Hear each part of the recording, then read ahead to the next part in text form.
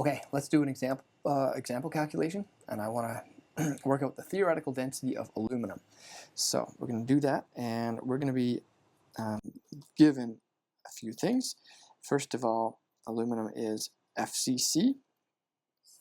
So when I solve a problem, I like to do a quick sketch. You can see, okay, that's not my most beautiful work, but nonetheless, there it is. And we're going to put some positions. It still helps. You know, how long is this taking me to do? I don't know, a few seconds. There's the hidden one, the back face, and the back left side face. So that's FCC. You know, it gets the pen moving. It reduces your anxiety a bit, filling up some of the space on the page. Anyway, so there you go. That's what I recommend you do. And what else do we have? Well, we have the atomic weight of aluminum, which is equal to 26.982 grams per mole, or the molar mass.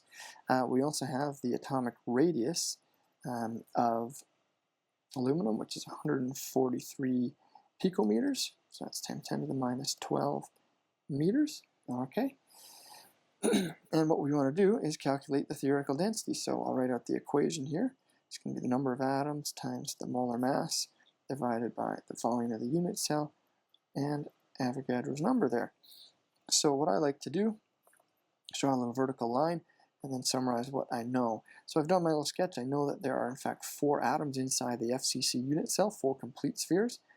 I have the molar mass, 26.982. You know what I should do here, just to show you my technique, the way I like to approach this. 143 picometers. I'm going to write it out like that.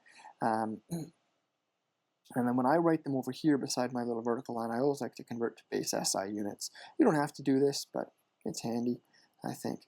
And so Avogadro's number, 6.023 times 10 to the 23rd. Occasionally a student, I think, gets nervous and puts negative 23. Remember, it's a massive number. It's going to be a big number, so it can't be a fraction. It's got to be positive 23, 10 to the 23. And that is count per mole. Okay, so what are we missing? Well, we're missing clearly the volume of the unit cell. Well, what's the volume of the unit cell? The volume of the unit cell is going to be this lattice parameter here squared. Cubed, I mean, a cubed. Do we know a directly? No, we don't. We don't yet. We have the radius. So what we need to also do is say, all right, well, what does the front face of an FCC unit cell actually look like if I drew the atoms instead of just as little dots as they actually were or are when they are in the front face? So they actually touch like this.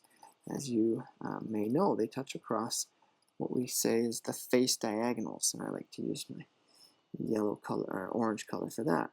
So they touch across the face diagonals, and there's 1 radius, 2, 3, 4. So there's 4 atomic radii there. And then we had this distance here as A, and this is A. So A squared plus A squared, this Pythagoras, is going to be equal to 4R all squared, or 2A squared is equal to 16R squared, or A is equal to 2 root 2R. So that's our relationship between A and R, and now we can write the volume in terms of A, and so it's going to be 2 root 2R all cubed. So that's excellent. We're doing pretty well. So now we can actually we can write out our theoretical density in the form here where we've derived it in terms of everything that we have.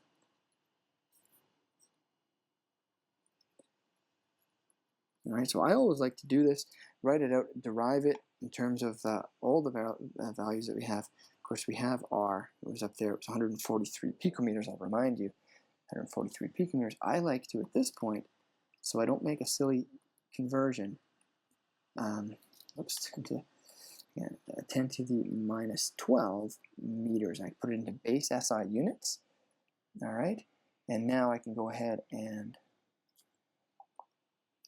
the other thing I can do is I can just look at the dimensions here really quickly. Now, if I put them in base SI units with confidence, I can just proceed through and know it will come out to base SI units here, grams per cubic meter, but just to be safe, I can go over and I can say molar mass has grams per mole, and then we got meters cubed come from the radius cubed, and number per mole for Avogadro's number. Moles cancel out.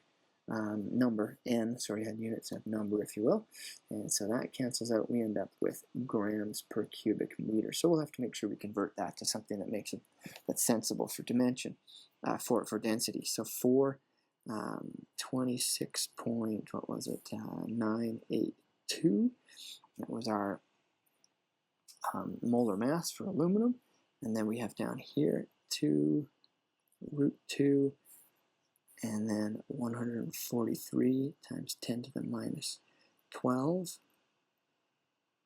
and that whole thing is cubed, times 6.023 times 10 to the 23rd. That's how I like to do it. I write it all out carefully like that, and then do the calculation, which you'll see is 2.7 times 10 to the 6. And remember, you've put these in base SI units, so it has to be grams per cubic meter. Now, that's not a very conventional unit for density. Kilograms per cubic meter or grams per cubic centimeter would be more conventional. So I'm going to go and I'm going to say 1 meter for every 100 centimeters, and that's cubed, so we're dividing by 10 to the 6, so it's just 2.7 grams per cubic centimeter, and that is the theoretical density for aluminum. Thanks.